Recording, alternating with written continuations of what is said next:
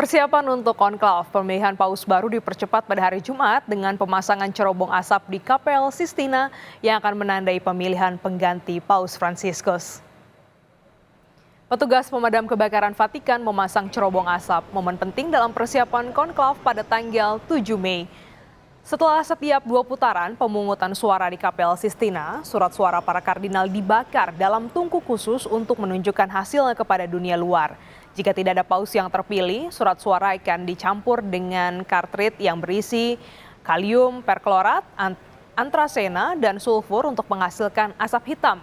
Namun jika ada paus yang terpilih, surat suara akan dibakar dicampur dengan kalium klorat, laktosa, dan resin kloroform untuk menghasilkan asap putih. Pemasangan cerobong asap dilakukan saat para kardinal tiba di Vatikan untuk diskusi prakonklav tentang kebutuhan gereja Katolik ke depannya dan tipe paus yang dibutuhkan.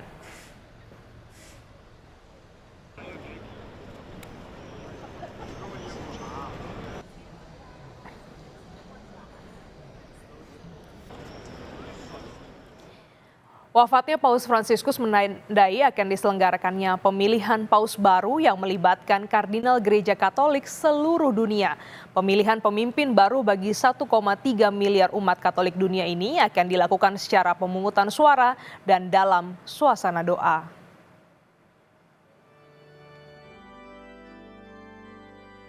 Ketika seorang paus wafat, terjadi periode sede vacante atau tahta suci yang kosong. Setelah paus meninggal, sang Carmelengo atau kepala rumah tangga kepausan harus mengesahkan kematian itu dan menyegel apartemen kepausan.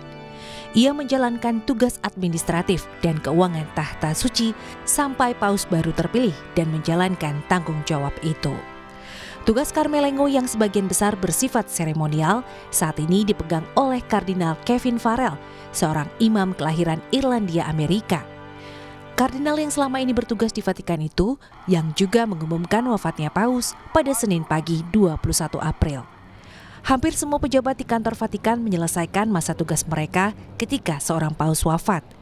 Beberapa tetap menjabat, termasuk Menteri Luar Negeri dan pembawa acara liturgi yang memainkan peran penting dalam menyelenggarakan konklav, pertemuan para kardinal untuk memilih seorang paus secara tertutup. Dekan Dewan Kardinal memanggil para kardinal untuk pemakaman dan memimpin misa sebelum konklav dimulai.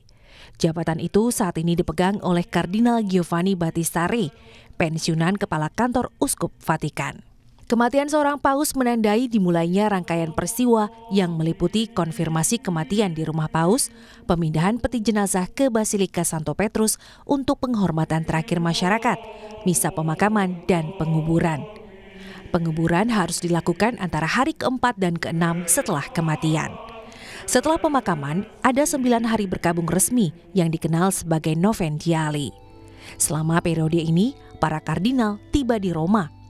Konklav harus dimulai 15-20 hari setelah sede vacante diumumkan, meskipun dapat dimulai lebih cepat jika para kardinal menyetujuinya. Para kardinal yang berusia di bawah 80 tahun yang memenuhi syarat untuk memberikan suara. Peraturan saat ini secara teoritis membatasi jumlah pemilih hingga 120, tetapi paus seringkali melampaui batas itu. Menurut statistik Vatikan yang terakhir diperbarui, ada 135 kardinal yang berusia di bawah 80 tahun dan memenuhi syarat untuk memilih. Kardinal yang berusia di atas 80 tahun dapat dipilih menjadi paus. Mereka yang berusia di atas 80 tahun tidak dapat memilih, tetapi dapat berpartisipasi dalam pertemuan prakonklav untuk membahas masalah-masalah gereja. Dalam pertemuan-pertemuan di tahun 2013 inilah Kardinal Jorge Mario Bergoglio ketika itu berbicara tentang perlunya gereja pergi ke pinggiran untuk menemukan mereka yang menderita. Sebuah pidato spontan yang mendorong pemilihannya. Pemungutan suara pertama diadakan di Kapel Sistina pada sore hari setelah misa perdana. Jika tidak ada paus yang terpilih, selama berhari-hari berikutnya akan diadakan 2 pemungutan suara setiap pagi dan 2 pemungutan suara setiap sore. Surat suara tersebut berupa potongan kertas persegi panjang yang bertuliskan, "Saya memilih sebagai paus tertinggi," dengan spasi untuk nama kandidat. Tulisan itu dalam bahasa Latin.